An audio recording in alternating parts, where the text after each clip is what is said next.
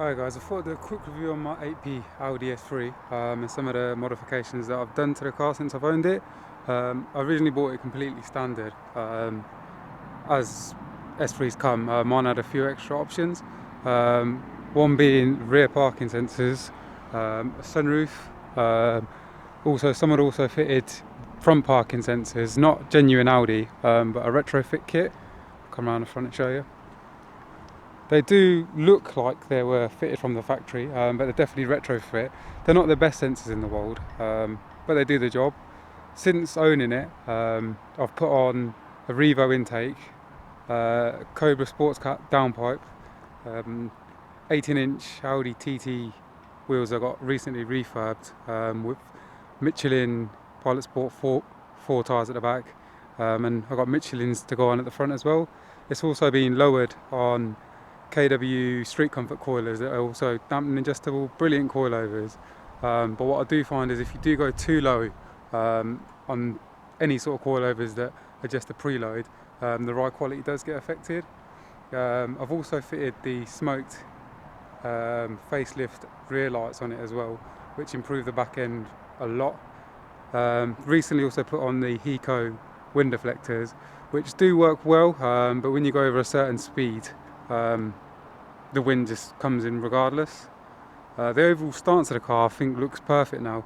It's not too low, it's not too high. It drives nice, it handles really well. Ignore the exhaust tips, they're quite dirty after I fitted the sports cat downpipe. But that's the outside. The inside of mine, I was originally looking for an S3 with ideally the bucket seats, but when I was looking for it last year, an S3, they were so rare and people were asking a real premium for it. So then my second choice was to go for S3 with just a black interior, but this one came up not too far away from me, so I thought why not go and have a look, because it also had the flat bottom steering wheel, multi-function steering wheel and cruise control from factory. So mine's got the two-tone level, which I wasn't a fan of when I saw it on the internet, but when I saw it in person it won me over. It's something a bit different, although the driver's seat, as you can probably tell, is a lot dirtier than my passenger seat. You need to clean it probably every 3 to 6 months with like a glip tone cleaner and then conditioning on top of it, which makes it like brand new. Mine's also got the Audi navigation, but it's not the RNSE, it's just the older school display on it. It hasn't got the colour screen. Honestly, I wasn't too bothered about the RNSE because it's not the best sat nav anyway. I was going to fit an Android unit into this, I just haven't got around to it. The back of it, the back's not too bad in the 3 doors. You can get 2 adults in there, although if you're over probably like 6 foot, it is a bit tight if the 2 front seats are at the up or pushed to the back. One annoying thing about this car as well, if you are using the back seats, the front seat doesn't return to the position it was, which can be a bit annoying. Also on the stance side of it, going back to the outside of the car, I did fit 12mm spaces just to give it that more filled out arch look, because when I originally fitted the wheels, they were quite sunk in a bit. So yeah, those went on as well at the same time as the wheels. Also from factory, this car came with, well, the first owner specified the black grille, I believe, so it makes it look a lot more menacing from the front, and when you're following it, it does look really aggressive. This is another trait, which is why I bought it. You've got the standard S3 mirrors there, well, the S range and the RS range mirrors there. Coming on to the driver's side. Sorry guys, it's not the cleanest inside, but I thought I'd just give a quick rundown of it. So you got the multifunctional steering wheel, jump him, which is one of the key selling points. I made sure that it had the flat bottom multifunctional. You can retrofit them afterwards, but it's a fair bit of work and you need Vagcom and that type of thing. I just wanted to get a car with it. Also it's got the cruise control, which is quite good on the motorway when there's no traffic around. You can just put it on cruise. That's about it from the inside. Oh yeah, the sunroof. I only realised recently that it can flick up as well, as long as, and also it can go all the way back. In fact, I might as well show you.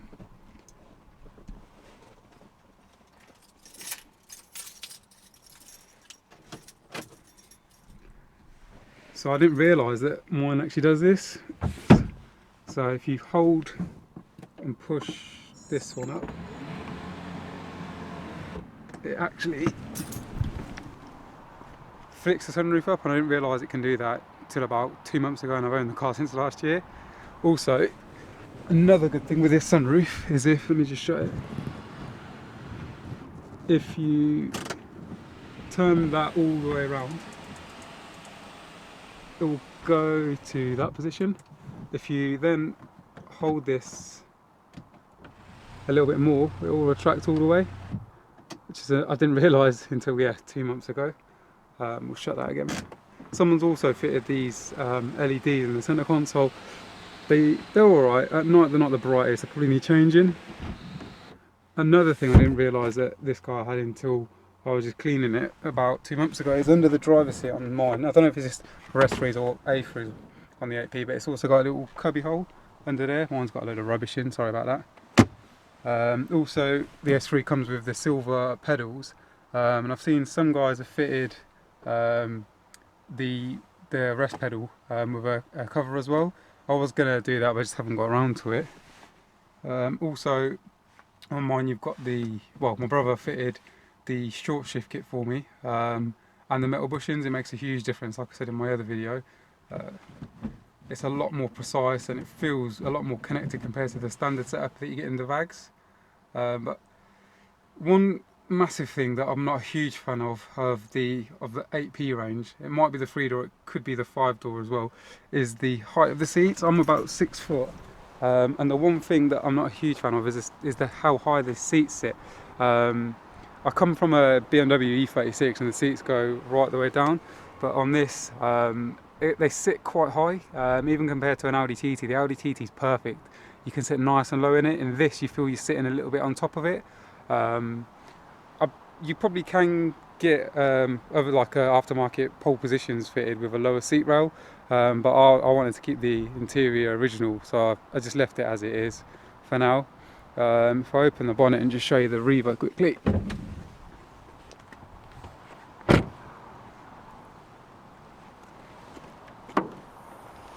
It is dirty under here. I do need to clean the inside, the outside and the engine bay of it, but because it's my daily driver, that's always been driven and I just haven't got around to it. But another thing that my brother fitted for me was the Revo intake.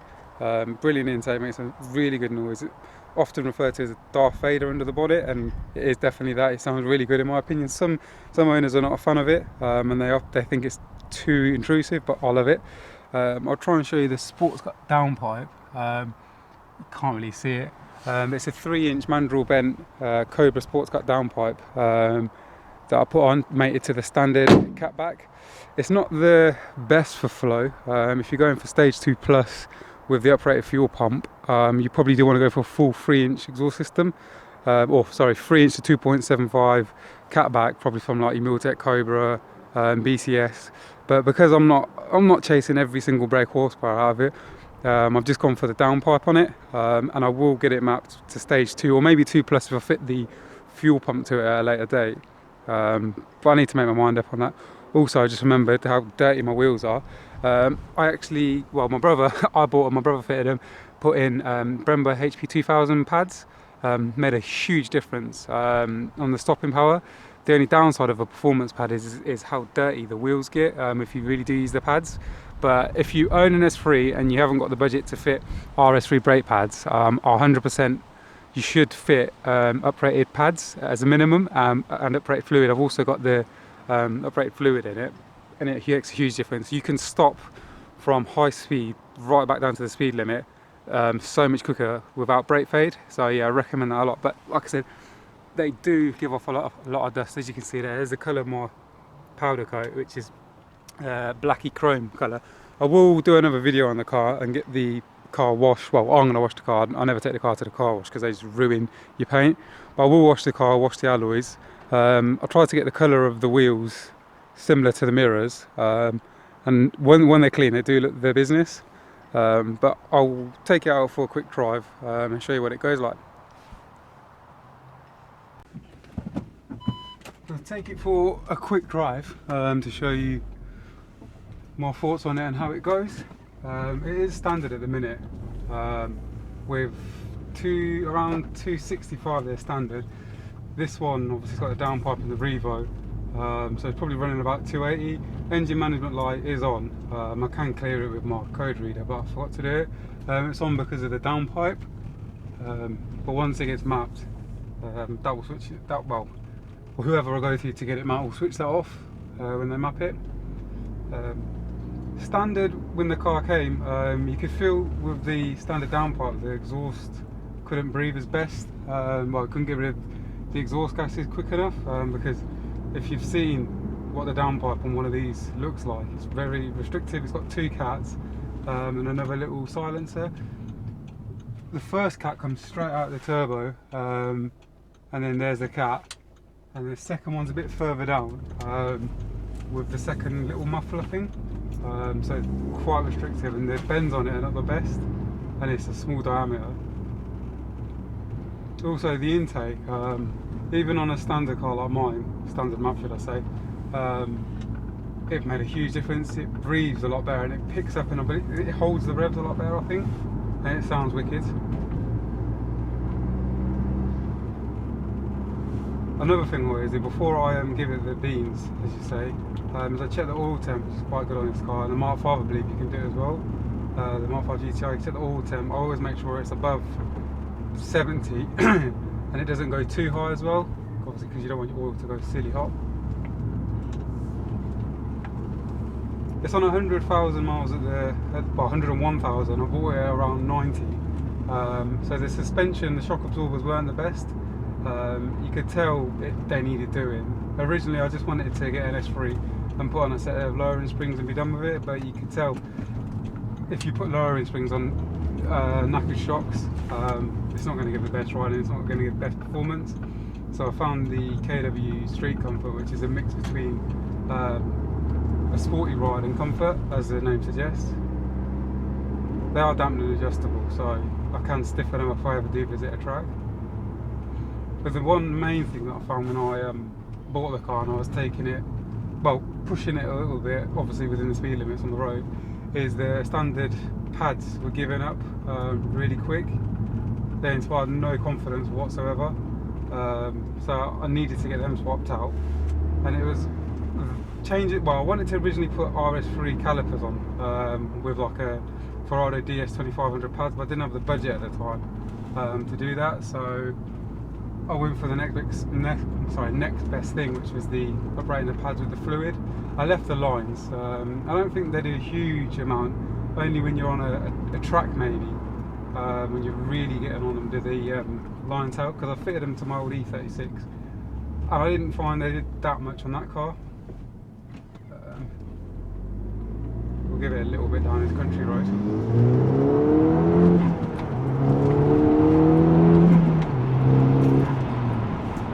It does go really well.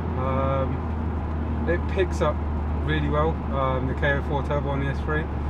You do need to get the car up around 4,000 and then beyond 4,000 all the way around to probably about 6.5, then change gear, because of the bigger turbo, KO4 turbo on the VHZ engine in the S3. I will do a review on an Audi TT Mark II that's got the KO3 turbo. The drive, I couldn't believe the difference in the way that turbo picks up compared to this. That low down picks up a lot quicker than this does, but once you get this one up in the boost, it does really go. It is a wicked car because in the wet you can nail it off the lights, and you've got traction. That's one thing I love about this car, because I had a Mark IV Golf 1.9 TDI with the 130 engine. I got it mapped by Nicky, Artec, brilliant mapper, he knows his stuff, transformed that car. But as soon as the road was a little bit damp or the surface was a little bit rough, it span where this, like,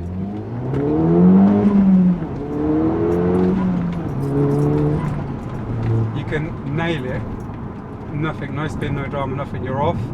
Where I found the front wheel drive, as soon as you start putting power for a front wheel drive without a limited slip diff, my Golf just sat and span, and it was quite dangerous. I had situations like then, or coming out of a junction, you put your foot down, traction would just kick in, and without traction the wheels would just spin up constantly.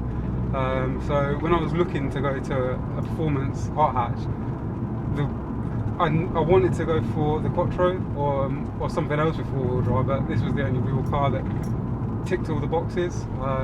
You can use it every day. You can fit 4 people in it. It's good on fuel. You can tune it, and yeah, it's got the renowned Quattro system. Technically not Quattro, it's Haldex, but we'll brush over that.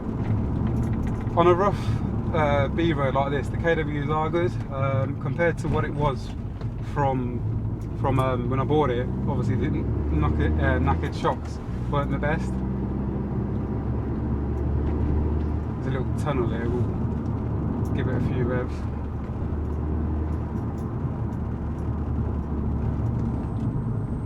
Brakes do squeal a little bit when you get them hot, but it's not a huge amount. So this is with a Revo downpipe and the standard catback. We'll wait till this courser goes.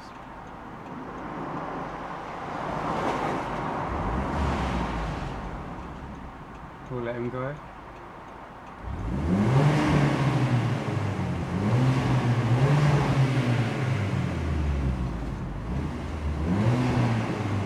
It does sound a lot more meatier, and I wasn't looking for a quiet exhaust as such, but I didn't want a overly loud, chavvy exhaust, because I've heard some S3s and you just think it's not that type of car, in my opinion anyway, to fit seriously loud exhaust to. It's more of a sedate hot hatch, where it's you wouldn't expect it to do what it can do, in my opinion, if you don't know about cars. And fitting a really loud exhaust doesn't appeal to me on this type of car. Maybe if it was a Mark 5 Golf, then yeah, I'd put probably a non-res catback on it. But for me, because it's my daily driver and it looks quite subtle, it doesn't look like a typical hot hatch does. I just left it with the downpipe at the minute, sports cat downpipe with a standard catback. Because on the motorway it doesn't drone either. You can sit on the autobahn at 90, 100 and it doesn't drone whatsoever. There's a nice little country road that I like to take it down to sometimes.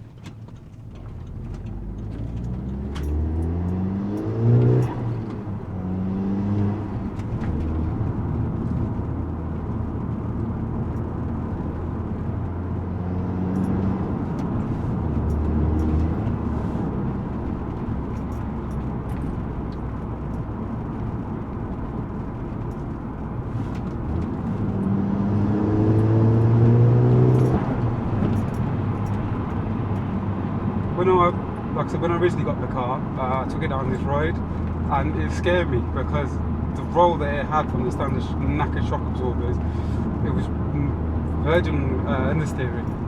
Even with, it had brand new Pirellis when I bought it, but in my opinion the Pirellis weren't the best anyway. Along with the knackered shock absorbers and the standard brake pads, it didn't inspire any sort of confidence. Since I fitted the pads, the tyres, the Conti tyres and the Michelin's, long obviously get the Michelin's at the front as well, with the KWs and the brake pads, transforms it. Obviously I can't go too mad because obviously it's country road, 60 miles per hour, but it does really stick now. It's still got a hint of understeer when you're really getting on it, but you really have to be pushing it to get it to understeer. You can obviously solve that with like H&R anti-roll bars, the anti-lift kit as well that you can get for these cars, but I don't really want to spend any more on suspension until I need to. It hasn't seen a track yet. It may see the track in the future. Maybe then I'll get the anti-roll bars and all that. But for now, I'm just going to put the Michelin tile on it and then get it aligned. Because that's one thing that I didn't really do much on my old BMW, which I should have done. Is anytime you make a suspension change, get the car aligned. Because transformed it. When I put the coilovers on this and got it aligned, handled night and day. We'll take it for a final quick spin and just cover some of the reasons why I did go for the S3. Before my Audi S3 I had like I said, a Mark 4 Golf, which was a runaround, but before that I had a E36 328i BMW Sport, the Techno Violet. I love that car. I had it for 4.5 years, and the natural progression after that I felt for me was a BMW E46 M3. I was looking for a manual in a nice spec, maybe an individual Atlantis Blue. But I drove an SMG. Granted, I didn't drive a manual, but I wasn't overly sold on it in the end because I had the BMW. It wasn't much different, apart from obviously the key selling point on the M3 was the S54 engine. Brilliant engine when you're up it. When you're going for it and you want to drive, you can't beat the M3. But at the time, last year, I wanted an all-round car like that could fit 4 people comfortably. It was good on fuel. Had something a bit different. So I had a turbo like this has, and obviously the S3 I didn't even look at, to be fair, until I was looking at reviews. And one guy that stood out to me, and I watched his videos for years since he probably did the E46 M3 video. Calvin, he did a review on a blue M3, if I remember correctly, SMG. So he uploaded a video on a white sportback Audi S3, and I saw how highly he praised it. It wasn't really in my mind at the time to go for the S3. He did that video. He pretty much sold me to go and drive one. Originally went to look at a blue one from ASM in Bletchley.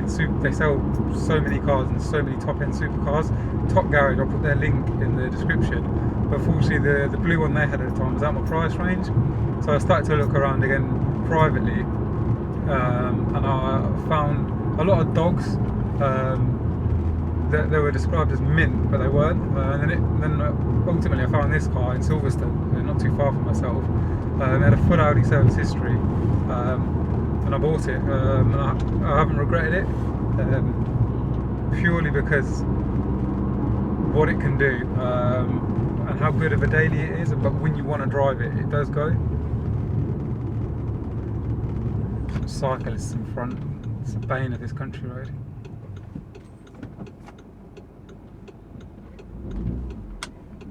Just let them go. But yeah, so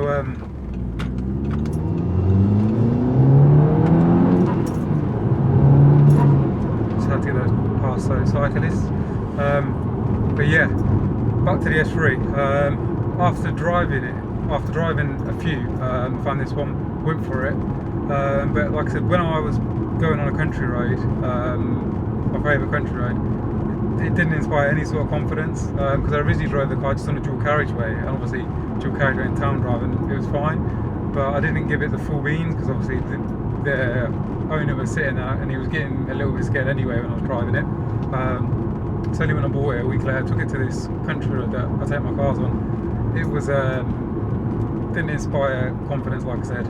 So I did the suspension, did the brakes, exhaust, Revo intakes, transformed it. The last thing that I'll probably do on it, and then that's it for modifications, is get it mapped by Nicky at Artec. Like I said, he did my Mark IV Golf, and he's the only guy that I'd take this car to, because he knows these 2 litre TFSIs inside out. And aside from that, just keep driving it and enjoying it. But yeah, that's it for this video, guys. I thought, why not do a quick review and put it out there, see what you guys think. Cheers.